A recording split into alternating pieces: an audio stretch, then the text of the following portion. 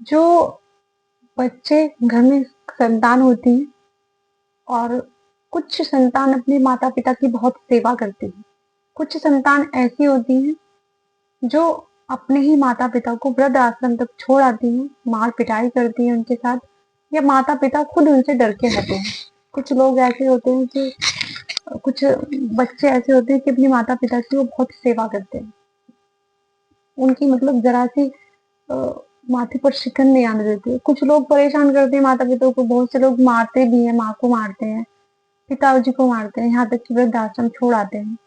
बहुत से ऐसे होते हैं कि शराब पी-पी कर वो उनका जितना भी उन्होंने जोड़ा है तब तक खत्म कर देते हैं।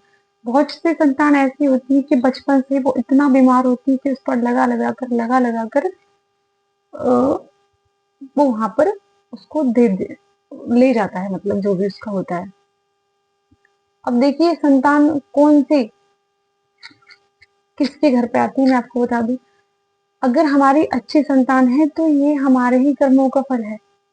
पिछले कुछ ऐसे कर्म रहे हैं कि हमने बहुत अच्छे किसी अनाथ को पाला है, किसी संत की सेवा की है, वो हमारा कर्ज उतारने के लिए हमारी अच्छी संतान बनकर हमारे ही घर में आ गया है।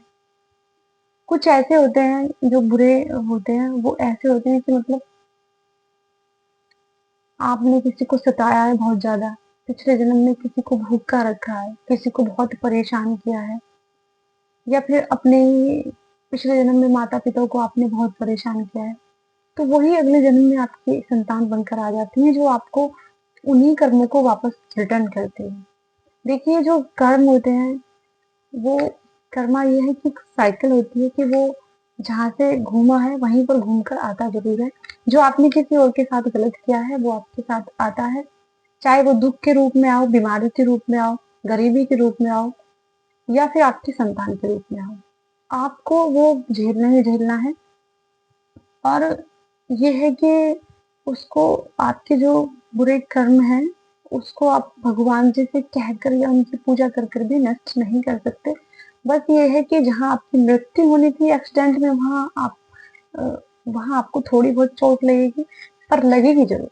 देखिए, विधि का विधान है, कर्मा लौट कर आते हैं, जो हमने कर्म किए हैं, चाहे वो हमारी संतान के रूप में आते हैं। अच्छी संतान, बुरी संतान, संतान खुद अपने माता-पिता चुनती है। वो आत्मा खुद अपने माता-पिता चुनती है क्योंकि वो वहाँ जाकर प्योर सोल हो जाती है, उसको अपने कर्म दिखाई देते हैं। अगर किसी का बहुत उपकार है तो वो उतारने के लिए आती है। किसी ने पिछले जन्म में किसी को बहुत सताया है, उसके बहुत बुरे कर्म रहे हैं, तो वो अपना बदला लेने के लिए संतान के रूप में उनके घर में पैदा होती है। अभी मुझे इससे एक कहानी याद आ रही है, मैं आज आपको सुना देती हूँ। 2 दोस्त थे, उन्होंने अपना बिज़नेस शुरू किया और बिज़नेस शुरू करने के बाद देखिए हकीकत कहानी है और शायद वो विदेश चले गए थे, वहाँ पर उन्होंने बिज़नेस शुरू किया था।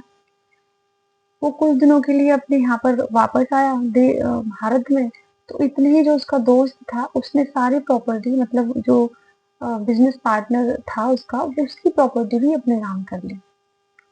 उस बेचारे पर बहुत सारा कर्जा भी हो गया। इस दौरान उसने उसने जब नहीं लौटाई, काफ़ी उसने मशक्कत की, उसने नहीं लौटाई, तो उसके पार्टनर ने आत्महत्या कर ली, उसी की वजह से, ठीक है? कुछ साल बीत जाते हैं, उसके बाद उसका जो दोस्त का शादी हो जाती है, बच्चे हो जाते हैं उसके। अब मैंने कहा ना कर्म लौटते ज़रूर हैं। अब जो उसको एक इकलौता बेटा होता है उसका, वो इतना बीमार रहता है स्टार्टिंग से, उसको कैंसर था। 19 साल का बेटा उसको कैंसर हो गया, ब्लड कैंसर। उसी के कैंसर में उसकी सारी प्रॉपर्टी बिकी, उस पर कर्जा हो गया। जब दुनिया भर का कर्जा हो गया और जब वो मरने के लिए ये था कि वो बचेगा नहीं लास्ट टाइम पर, तो उसने कहा था कि मेरे पिताजी को बुला दीजिए। तो जब उसके पिताजी वहाँ पर आते हैं, वो गले लगता है उनके, तो वो उनसे ये कहता है कि जैसे तूने मेरा साथ किया था, आज तू वहीं खड़ा है, ना तेरे पास कुछ अब है और तेरे ऊपर कर्जा भी बहुत है। और देख जितना मेरा चाहिए था मैं लेकर अब चला। मेरा तेरा साथ यहीं तक था और मैं अपने ही कर्जा तुझसे उतारने के लिए आया था। ये बोला उस लड़के ने और वो मर गया। तो जो हमारे कर्म होते हैं, जो सोल होती है, वो किसी जन्म का आपके अच्छे कर्म या बुरे कर्म ही आपके संतान के रूप में आपके घर में जन्म देते हैं। संतान स्वयं अपने माता-पिता चुनते हैं। अगर वीडियो अच्छी लगी है तो चैनल को कीजिए सब्सक्राइब और ऐसी वीडियो पाने के लिए कमेंट ज़रूर कीजिएगा और वीडियो को लाइक कीजिएगा। और चलते-चलते एक बात और कहना चाहूँगी कि हिंदू राष्ट्र बनने का समर्थन कीजिए, क्योंकि हिंदू राष्ट्र बन जाएगा तब आप सभी हिंदू मेरे भाई-बहन, आने वाली पीढ़ी सब सुरक्षित होंगी, माता-बहन सुरक्षित होंगी। धन्यवाद।